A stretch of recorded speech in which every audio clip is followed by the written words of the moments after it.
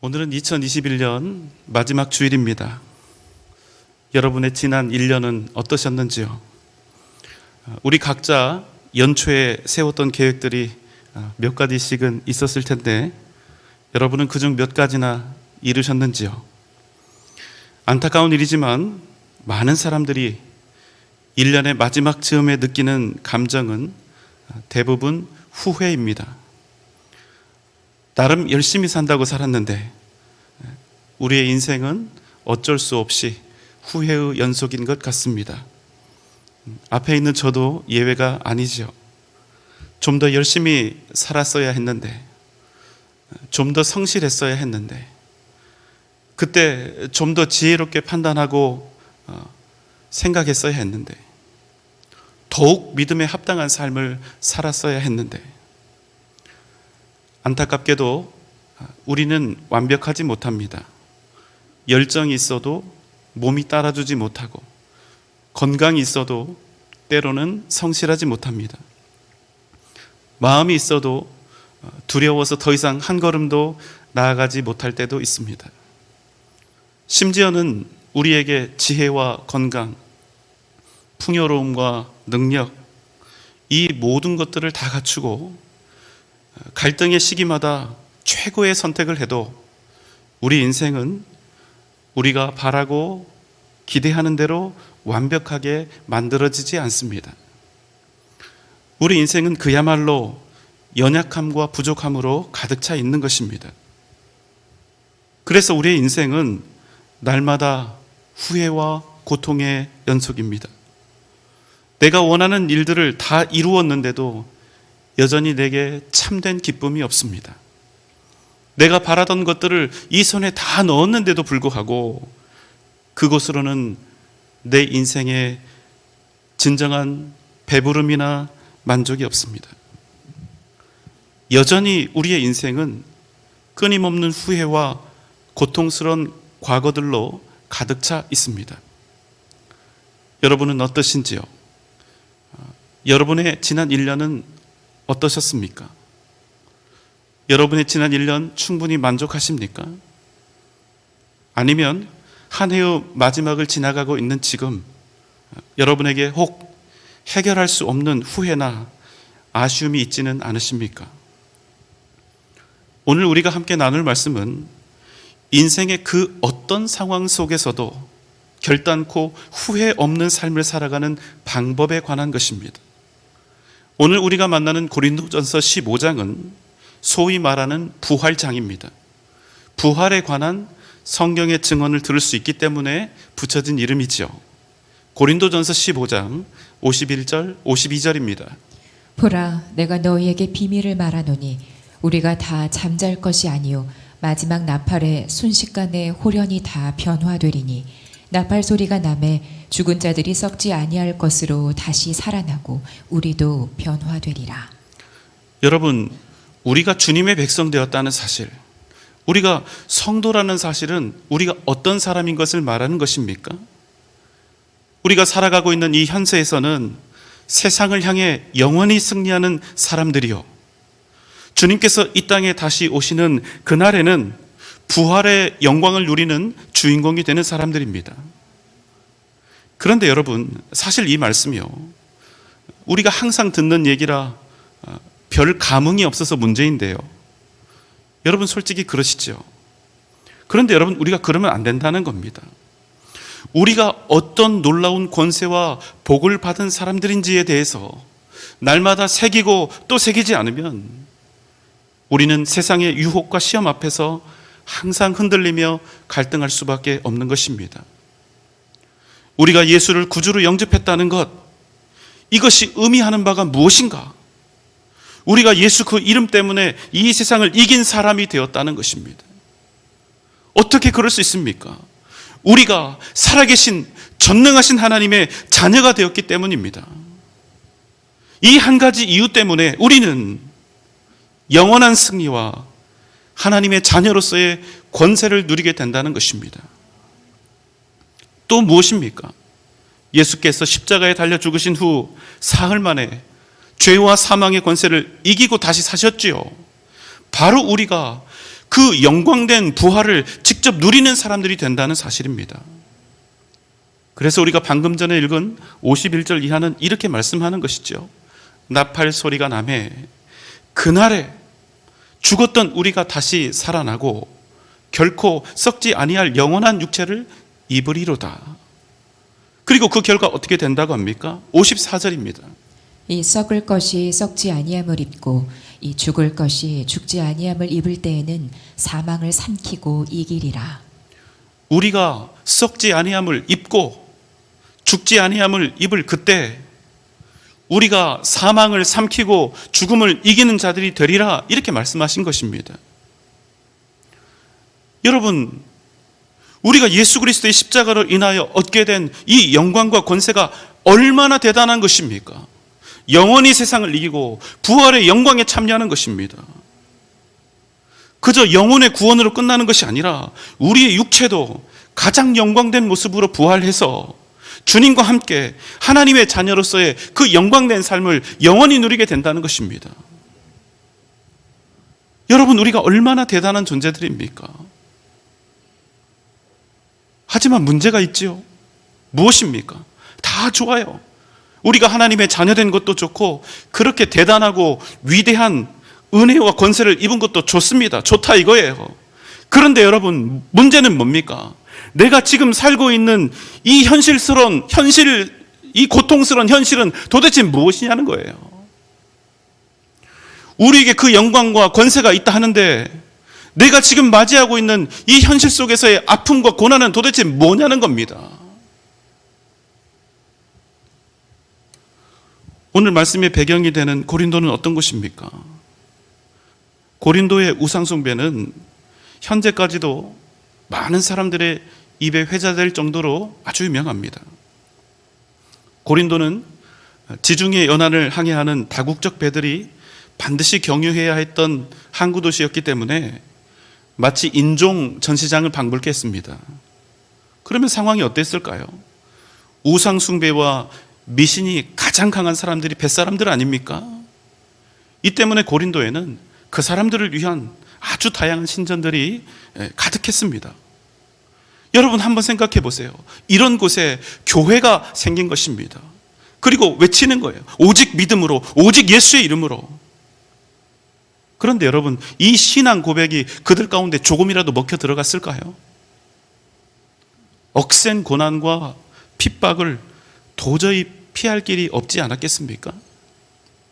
예수 이름 믿느라고 먹고 사는 것조차 힘겹게 되었고, 사람들로부터 손가락질 당하고 천대받고, 심지어는 사랑하는 가족들로부터도 버림받았던 이들, 이것이 바로 여러분 초대교회 성도들의 실체였다는 겁니다.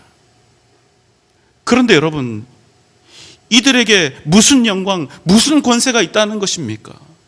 이들이 예수 믿어서 무슨 영화를 누렸고 믿음으로 살아서 무슨 유익을 얻었단 말입니까? 도대체요, 부활의 영광, 세상을 이기는 능력, 완전히 말뿐인 것 같은 이런 복들이 실제 우리 삶 속에서 다 무슨 소용이 있단 말입니까? 여러분, 대표적인 사람 있지 않아요? 바울은 원래 예수 믿는 자들을 잡아다가 고문하고 핍박하고 죽이는 일에 앞장섰던 사람입니다. 하지만 그가 주님을 만났지요. 그 이후 그가 어떤 사람이 됩니까? 대놓고 말하지 않습니까? 디모데후서 3장 12절입니다. 무릇 그리스도 예수 안에서 경건하게 살고자 하는 자는 박해를 받으리라.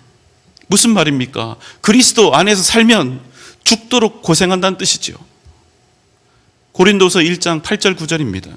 형제들아, 우리가 아시아에서 당한 환난을 너희가 모르기를 원하지 아니하노니 힘에 겹도록 심한 고난을 당하여 살 소망까지 끊어지고 우리는 우리 자신이 사형 선고를 받은 줄 알았으니. 바울이 말입니다. 뭐라고 얘기합니까? 힘에 겹도록 심한 고난을 당하고 살 소망까지 끊어지고, 자기가 자기 삶을 보니까요, 마치 사형 선고 받은 것 같았다는 사실입니다. 그렇다면 여러분, 도대체 우리는 왜 예수 그리스도를 믿고 있는 것입니까? 천국은 가야 하니까 이 땅에서 조금만 참자. 일주일에 한 번, 아니 적당히 한두 주 걸러도 구원은 받는다니까. 그게 기독교에서 말하는 은혜라니까. 조금만 참자. 나중에 어떻게 될지 모르니까.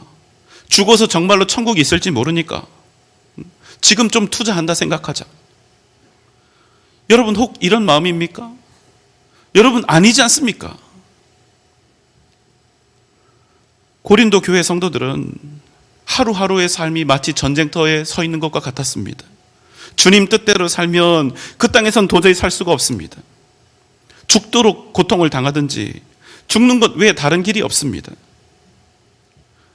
여러분 우리는 그래도요, 핍박 없는 세상에서 헌법상 보장된 종교의 자유를 누리고 있지만 이들에게 있어서 예수를 믿는 것은 생명을 건 도박과도 같았다는 것입니다. 그래서 흔들렸습니다. 날마다 갈등하고 고민했습니다. 아파했습니다. 주님 뜻대로 살자니 제대로 살 수가 없고 세상을 따라 살자니 믿음으로 살 수가 없었던 것입니다. 믿음으로 살 것인가 아니면 믿음 버리고 세상으로 살 것인가를 고뇌하고 있던 고린도 교회의 성도들을 향해서 바울이 외치는 것입니다. 고린도전서 15장 57절 58절입니다. 우리 주 예수 그리스도로 말미암아 우리에게 승리를 주시는 하나님께 감사하노니 그러므로 내 사랑하는 형제들아 견실하며 흔들리지 말고 항상 주의 일에 더욱 힘쓰는 자들이 되라. 나는 그럼에도 불구하고 우리 주 예수께서 반드시 우리에게 승리를 주실 것을 믿는다. 이 믿음으로 하나님께 감사하는 삶을 살자. 내 사랑하는 형제들아 흔들리지 말고 더욱 견실하며 항상 주의 일에 더욱 힘쓰는 자들이 되자.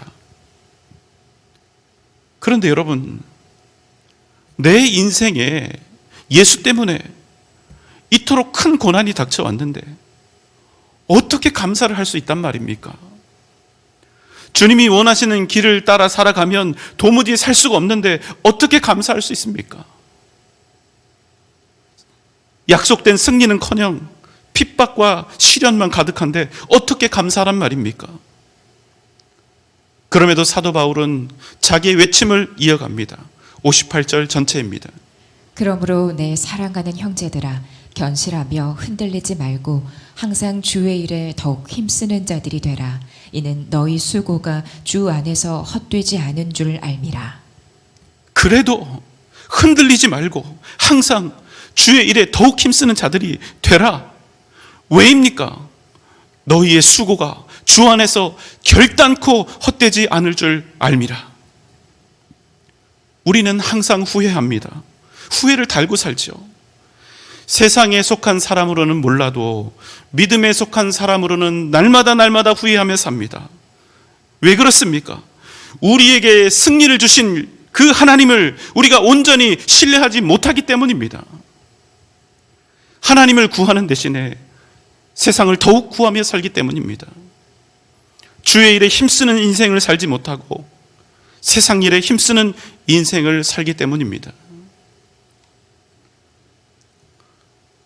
어떤 분들은 2021년을 승승장구하며 보냈을 것입니다. 그런 분들에게 당신의 한 해는 어떠했습니까? 이렇게 묻는다면 나의 2021년은 좋은 일들로 가득합니다.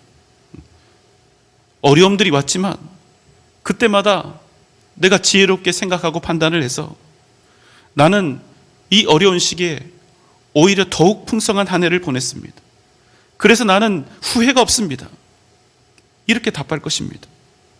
반대로 어떤 분들은 이렇게 이야기하겠죠. 나의 2021년은 너무나 혹독했습니다. 경제적으로도 인간적으로도 다른 사람과의 관계 속에서도 너무나 힘든 시간들을 보냈습니다. 무엇 하나 제대로 된 것이 없고 무엇 하나 매끄럽게 지나온 것이 없습니다. 그래서 나는 지난 한 해 동안 살았던 나의 1년을 후회하고 있습니다. 그러나 여러분, 진정 후회 없는 인생은 어떤 인생입니까? 그저 내가 처한 상황이 좋은가 나쁜가 여기에 달려 있는 것입니까? 아니요, 여러분. 내가 언제나 주의 일에 더욱 힘쓰는 자로 살았는가? 내가 주님의 뜻 안에 있었는가? 여러분, 바로 여기에 있는 것입니다. 왜 그렇습니까? 오늘 58절은 우리에게 분명히 말씀하고 있습니다. 이는 너희 수고가 주 안에서 헛되지 않은 줄 알미라.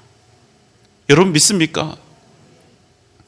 내가 행했던 모든 일들, 내가 살아왔던 모든 인생의 여정, 그 과정이 나에게 형통이든 시련이든 그것과 무관하게 우리 인생에서 절대로 헛되지 않는 유일한 한 가지는 주를 위해서 산 것이라는 말씀입니다. 여러분의 2021년 한번 돌아보시기 바랍니다. 우리의 지난 과거는 세상 사람들의 계산법으로 평가되지 않습니다. 세상 사람들처럼 그저 무엇을 얼마나 얻었는가, 얼마나 많은 일들을 했는가, 이 기준이 아니라는 것입니다. 우리가 우리의 인생을 평가할 수 있는 유일한 기준은 바로 이 질문에 답하는 것입니다. 당신은 주를 위해 살았습니까? 항상 주의 일에 힘쓰는 자가 되기를 꿈꾸며 살았습니까? 만약 그렇게 사셨다면 믿으십시오. 여러분이 걸어온 한 걸음 한 걸음, 어쩌면 그 한 걸음이 너무나 고되고 괴로웠을지 모릅니다. 그러나 믿으십시오. 여러분이 걸어온 그 걸음 중 단 한 걸음도 결코 헛되지 않을 것이라는 사실입니다. 우리 주님께서 내가 걸어가는 모든 길에서 반드시 우리로 승리케 하실 것이기 때문입니다. 여러분, 잊지 마십시오. 오직 주님을 위해서 살았다면 그 인생은 결코 후회가 없는 것입니다. 가슴을 펴십시오. 그리고 당당하고 늠름하게 세상을 향해 나아가십시오. 반드시 하나님의 역사가 여러분을 통하여 나타나게 될 줄 믿습니다. 50절 말씀입니다. 형제들아, 내가 이것을 말하노니 혈과 육은 하나님 나라를 이어받을 수 없고 또한 썩는 것은 썩지 아니하는 것을 유업으로 받지 못하느니라. 50절에는 그냥 하나님의 나라를 받는다 이렇게 표현하지 않고 하나님 나라를 유업으로 받는다 이렇게 말씀하고 있습니다. 여러분, 유업이 무엇입니까? 유업은 선대로부터 이어져 내려온 것을 말합니다. 결국 이 말은 무슨 뜻입니까? 하나님의 나라를 유업으로 받는다, 이 말씀은 내가 하나님 나라를 그냥 받는 것이 아니라 하나님의 자녀로서 하나님의 자녀가 되어 마땅히 당당하게 받는다는 의미가 되는 것입니다. 만약 이 말씀이 진리고 우리가 정말로 이 말씀을 믿는다면 우리의 인생은 결코 후회할 수 없는 인생이 된다는 사실입니다. 왜 그렇습니까? 하나님이 우리 아버지가 되시기 때문입니다. 누가 우리에게 어떤 말을 하고 무엇으로 우리를 채워주어도 주님만큼 우리를 사랑하신 분은 없습니다. 누가 우리를 대신해서 십자가에 달려 찢기고 피 흘리며 죽음으로 그 사랑을 증명할 수 있을까요? 누가 죽어 마땅한 죄인들을 그런 희생을 치르면서까지 자녀 삼으려 한단 말입니까?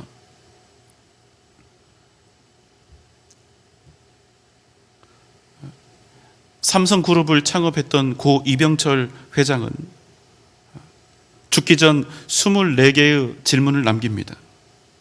폐암과 싸우며 2년을 버텨냈던 그는 이제 자신의 죽음이 가까이 온 것을 직감하고 다음과 같이 질문합니다. 신의 존재를 증명할 수 있는가? 왜 신은 자신의 존재를 드러내지 않는가? 이 첫 번째 질문으로 시작해서 신이 인간을 사랑했다면 왜 고통과 불행과 죽음을 주었는가? 영혼이란 무엇인가? 인간이 죽은 후에 영혼은 죽지 않고 천국이나 지옥으로 간다는 것을 어떻게 믿을 수 있는가? 정말 다양한 이 질문들을, 아주 중요한 질문들을 한 것이죠. 대한민국에서 최고의 부자가 되었고 부족한 것이 없도록 다 누려본 그가 자신의 인생을 되돌아보며 했던 질문은 이 세상에 대한 질문이 아니었다는 겁니다. 그가 죽음을 앞두고 가졌던 관심은 이 세상에 대한 관심이 아니었다는 것입니다. 신은 누구인가? 인간은 어떤 존재인가? 죽음에 임박한 그는 결국 인생의 본질적인 문제와 맞닥뜨릴 수밖에 없었던 것입니다. 왜 그렇습니까? 죽음 앞에서는 자기가 가진 그 많은 소유도 명예도 아무런 소용이 없고 오직 가장 본질적인 것 무엇입니까? 생명에 관한 것, 영혼에 관한 것밖에 남지 않았기 때문입니다. 고 이병철 회장의 좌우명은 행하는 자 이루고 가는 자 닫는다, 이것이었습니다. 그리고 그는 평생 이 좌우명을 따라서 살았습니다. 그리고 성공했죠. 다들 무모한 짓이라 말리던 반도체 사업을 시작해서 지금의 삼성을 일구었습니다. 그는 행하는 대로 다 이루었고 가는 곳마다 다 닿았습니다. 그의 인생 철학은 위대한 성공으로 세상 앞에 익히 증명이 되었습니다. 그의 열정과 투지는 굴지의 기업 삼성이라는 이름으로 증명이 된 것입니다. 더 이상 이병철이라는 이 위대한 설명을 할 이유가 더 있을까요? 하지만 여러분, 그런 대단한 삶을 살았던 이병철 회장도 죽음 앞에서는 영원한 세상에 대해서 묻지 않을 수가 없었다는 것입니다. 왜였을까요? 이 세상을 다 가져보았는데 결국 이 세상에서는 자기 인생의 진정한 의미를 결국 찾지 못한 것입니다.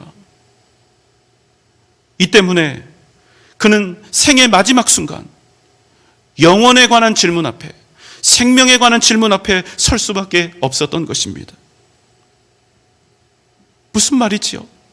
죽음 앞에 자기가 직접 서 보니까 죽음 앞에서는 이 세상에서 그 가졌던 그 어떤 소유도 명예도 아무런 의미가, 아무런 가치가 없었다는 것입니다.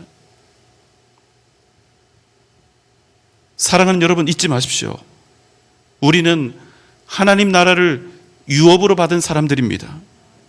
이 세상을 다 가져도 하나님 나라를 유업으로 받지 못한 인생은 영원한 후회와 영원한 죽음 속에, 사망 속에 던져지는 인생이 될 수밖에 없는 것입니다.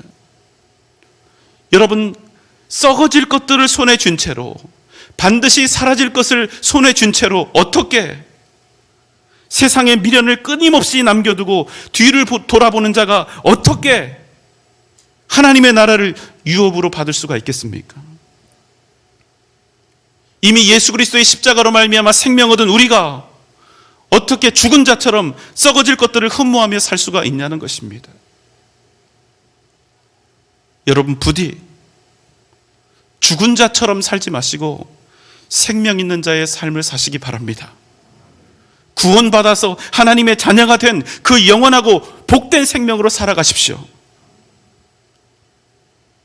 여러분, 사형을 기다리고 있는 죄수가요, 사형수가 자기 통장에 수백억을 가지고 있다 할지라도, 자기 명의로 된 부동산을 수백 건 가지고 있다 할지라도 그 많은 소유가 죽음을 앞둔 이에게 무슨 의미가 있고 무슨 소용이 있겠습니까? 호랑이는 아주 무서운 맹수지요. 하지만 죽은 호랑이는 전혀 무섭지 않습니다. 여전히 그 발톱이 강하고 이빨이 날카롭고 등치가 커도 하나도 두렵지 않습니다. 왜요? 죽었기 때문입니다. 그러나 아무리 작은 존재라도 그것이 살아있다면, 그것이 하찮은 개미 한 마리라 할지라도 그 누구도 그것을 무시할 수 없는 것입니다. 여러분, 이것이 생명의 가치입니다. 우리 모두는 인생의 마지막 날에 이르게 될 것입니다. 오늘은 그저 2021년의 마지막 주일 정도이지만 언젠가 우리는 죽음 앞에 설 날이 올 것입니다. 그때 여러분은 무엇을 기준으로 여러분의 인생을 평가하시겠습니까? 여러분, 왜 우리가 하나님의 뜻대로 살지 못합니까? 하나님의 말씀이 선하지 못하다고 생각해서입니까? 절대로 아니죠. 그럼 왜 하나님의 뜻대로 살기를 우리는 쉽게 포기해버리는 것입니까? 이 세상에서 하나님의 뜻을 따라서 그 말씀대로 사는 일을 우리가 헛수고라고 생각하기 때문입니다. 아무리 해봐야 계란으로 바위를 치는 격이요, 아무리 우리가 믿음으로 살아봤자 이 세상에서는 전혀 통하지 않는, 아무런 힘도 능력도 없는 헛된 일이라 생각하기 때문입니다. 그래서 우리는 헛일하고 싶지 않아서, 바보 되고 싶지 않고, 손해보고 싶지 않고, 손에 쥔 것 이 세상 내려놓고 싶지 않아서 우리는 주님 기뻐하시는 삶을 살아갈 수가 없는 것입니다. 그래서 여러분, 우리의 인생이 어떠했습니까?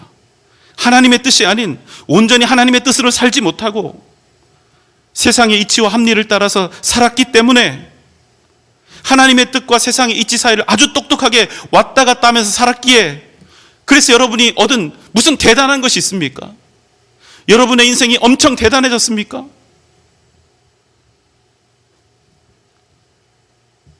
언젠가 오늘처럼 우리 인생 전체를 돌아봐야 할 그날이 우리에게 올 것입니다. 그때 뭐라 하시겠습니까? 정말 내가 세상에서 지혜롭고 현명하게 살았다, 오직 주의 일에 힘쓰며 오직 믿음으로 오직 하나님의 뜻을 따라 살았으면 내 인생 완전 망했을 텐데, 적당하게 적절하게 내가 믿음과 세상 사이를 왔다 갔다 한 덕에 내가 이렇게 멋지게 인생을 살 수 있었다. 여러분, 우리가 과연 이럴 수 있을까요? 우리가 천국문 들어갔을 때, 그곳에서 우리가 주님 만났을 때, 우리가 오직 믿음으로 살지 못한 것, 오직 주의 일에 힘쓰며 살지 못한 그것을 세상에서 지혜롭게 살았노라고, 현명하게 산 거라고, 똑똑하게 산 것이라고 그렇게 얘기할 수 있겠습니까? 여러분, 기억하십시오. 그날 이 세상을 위해 산 것은 하나도 남지 않게 될 것입니다. 오직 주님을 위해 산 것, 오직 주의 일에 힘쓰며 헌신하며 산 것만 남게 될 것이란 사실입니다. 현실은 녹록지 않습니다. 믿음으로 살아가기 위해서는 온갖 두려움과 시련과 어려움을 겪을 수 있습니다. 그러나 기억하십시오. 주님을 위해 산 인생은 절대로 헛되지 않는다는 사실입니다. 여러분, 이 믿음이 있어야 합니다. 그래야 하나님 뜻 안에서 흔들리지 않고 견고하게 딱 버티고 서서 진정 복된 생을 살아갈 수 있는 것입니다. 사랑하는 여러분, 어떤 인생이 후회 없는 인생입니까? 오직 주님의 뜻 안에서 산 인생입니다. 오직 주님을 위해 산 인생만 헛되지 않게 된다는 사실입니다. 여러분, 기억하십시오. 오직 믿음으로 후회 없는 인생을 우리가 살아내면 세상으로도 후회 없는 인생이 반드시 된다는 사실입니다. 어떻게 말입니까?